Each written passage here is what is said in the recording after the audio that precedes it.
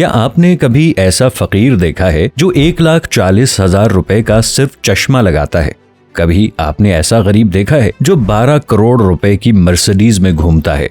कभी आपने ऐसा चाय बेचने वाला देखा है जो कहने को तो इंतहाई गरीब फैमिली से था, लेकिन 1987 में जब डिजिटल कैमरा रिलीज भी नहीं हुआ था, ये गरीब इंसान न सिर्फ डिजिटल कैमरा बल्कि ईमेल के भी मजे लूट रहा था। अगर आपने कभी ऐसा कुछ नहीं देखा तो देख लीजिए। नरेंद्र मोदी ही वो गरीब तरीन इंसान है जो ये सब अय्याशी करते रहे हैं। एक तरफ तो मशहूर है कि वो इतने गरीब थे कि बचपन में ट्रेन स्टेशन पर चाय बेचा करते थे, लेकिन उनके अपने भाई प्रहलाद मोदी ने अपने एक बयान में कहा कि हम 5 भाई थे, हमारे वालिद जरूर चाय बेचा करते थे। हम स्कूल से फ्री होने के बाद उनकी मदद करने कभी कभार चले जाया करते थे। इसलिए नरेंद्र मोदी को चाय बेचने वाला नहीं बल्कि चाय बेचने वाले का बेटा कहना चाहिए। यही नहीं बल्कि उनकी लाइफ स्टोरी में ऐसे ऐसे राज छुपे हैं कि सुनकर अक्ल दंग रह जाती है। लेकिन हैरानी की बात यह है कि इंडिया में आज भी लोग नरेंद्र मोदी जैसे शख्स को अपना भगवान मानते हैं।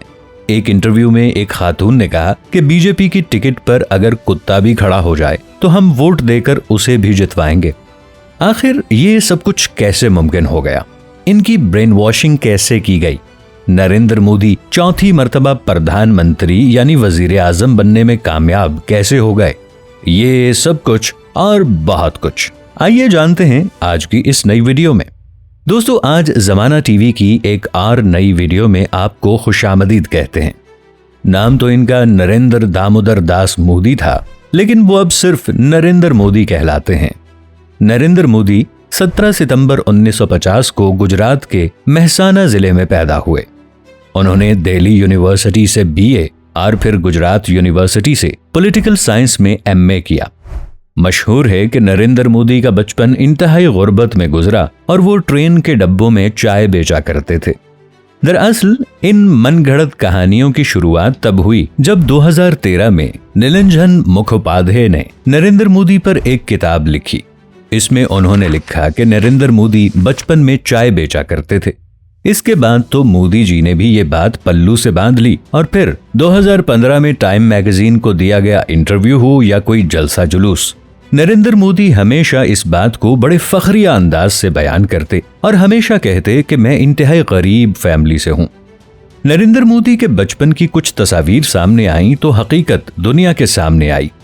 उनके वालिद ने न सिर्फ उन्हें अच्छी तालीम दिलाई बल्कि खूब सूटेड बूटेड भी रखा। इंडिया टुडे में शाये होने वाली उनके घर की तस्वीर देखकर भी ऐसा नहीं लगता कि नरेंद्र मोदी का घराना बहुत गरीब था।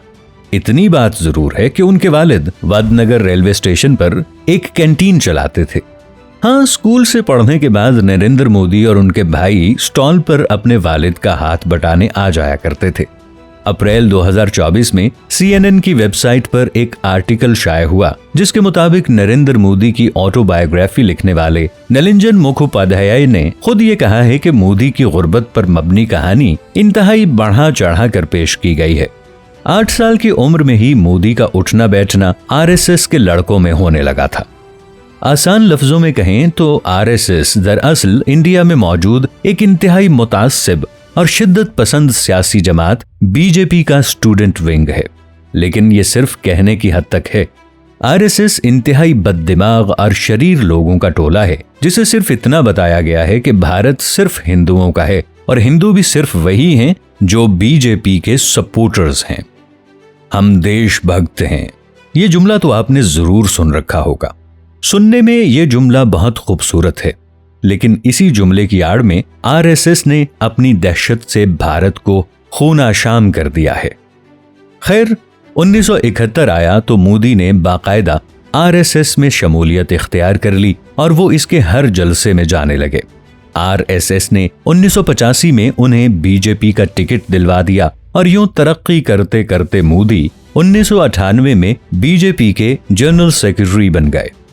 सन 2001 आया तो नरेंद्र मोदी को गुजरात का चीफ मिनिस्टर बना दिया गया। इसे मोदी की किस्मत कहिए या फिर शायद बीजेपी समझ चुकी थी कि मोदी में अब RSS के जरासीम अच्छी तरह समा चुके हैं। यही वजह है कि उनके CM बनने के 1 साल बाद ही गुजरात में हिंदू मुस्लिम फसादात फूट पड़े। इसी दौरान तकरीबन 2000 लोग कत्ल हुए, जिनमें 70% तादाद मुसलमानों की थी। मोदी सन 2002 से 2012 तक गुजरात के सीएम रहे और 2014 में पहली मर्तबा प्राइम मिनिस्टर का इलेक्शन लड़ा तो ऐसे इख्तिदार पर कब्जा जमाया कि आज 2025 तक वही मुल्क के प्राइम मिनिस्टर हैं। यही वजह है कि उन्हें अब डिक्टेटर कहा जाने लगा है। विकिपीडिया के मुताबिक 17 साल की उम्र में ही मोदी की शादी जशोदाबेन से कर दी गई थी, जिस पर वो बिल्कुल राजी नहीं थे।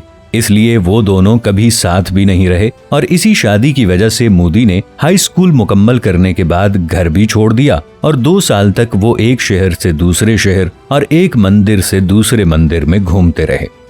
जरा रुकिए, ये अक्टूबर 2023 है। मोदी के भतीजे की शादी थी, सब खुश थे और खानदान का हर फर्द इस लम्हे को यादगार बनाने के लिए जमा हो रहा था। भतीजा खुश है कि मेरा चचा मुल्क का प्राइम मिनिस्टर है, उसकी शिरकत मेरे सीने को फुलाए रखेगी। शादी का वक्त शुरू हो गया। खानदान के बूढ़ों से लेकर बच्चों तक सब जमा हो गए, लेकिन शादी में अगर कोई नहीं आया तो वो एक ही शख्स था, नरेंद्र मोदी। ऐसा नहीं कि नरेंद्र मोदी मुल्क के किसी जरूरी काम में फंसे हों, दरअसल उन्हें खानदान से मिलना पसंद ही नहीं।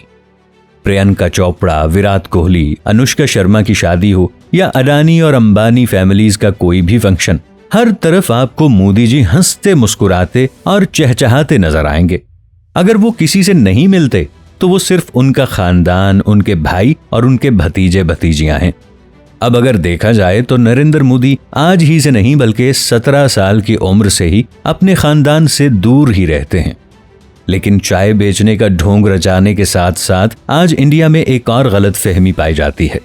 वो ये है कि नरेंद्र मोदी ने अपने खानदान और बीवी को सिर्फ मुल्क और अवाम की खातिर छोड़ दिया है। हालांकि अगर देखा जाए तो इस बात की कोई तुक नहीं बनती, क्योंकि सिर्फ खानदान को छोड़कर आखिर मोदी कितना वक्त समाज सेवा में गुजार देते हैं। समाज सेवा से याद आया, नरेंद्र मोदी न सिर्फ गुजरात के सबसे लंबे अरसे तक सीएम बल्कि अब मुल्क के तवील तरीन वजीर आजम भी हो चुके हैं।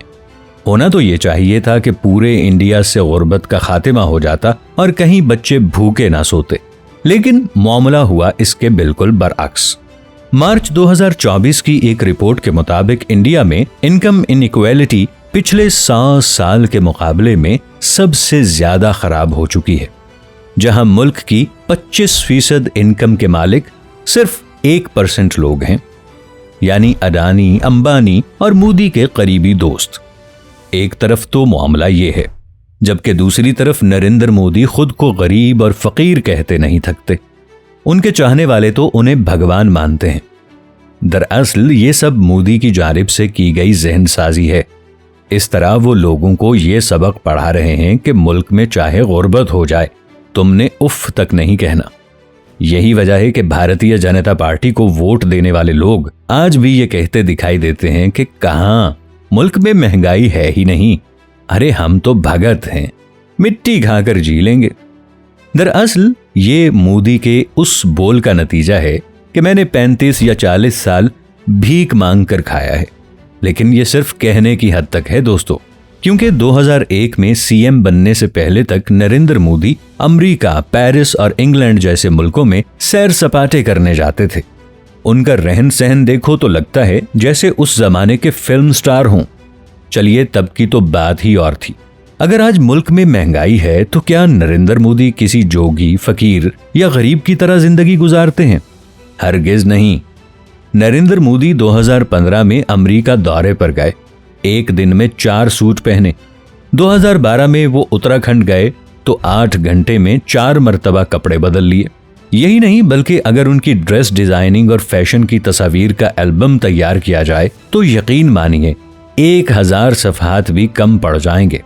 उनकी सिर्फ हेडवेयर यानी पगड़ को देखा जाए तो इसके डिजाइन और कलर्स ही 100 से ज्यादा हैं। क्या यही एक भगवान के अवतार, गरीब, फकीर और भगत के विचार होंगे? ये सवाल हम आप पर छोड़ते हैं। ऐसी ही मजेदार स्टोरीज सुनने के लिए हमारे चैनल को सब्सक्राइब कर लीजिए। वीडियो आपको पसंद आई या नहीं, कमेंट सेक्शन में जरूर बताइएगा। अपना ख्याल रखिएगा। मुझे दीजिए इजाजत। अल्लाह निगहबान।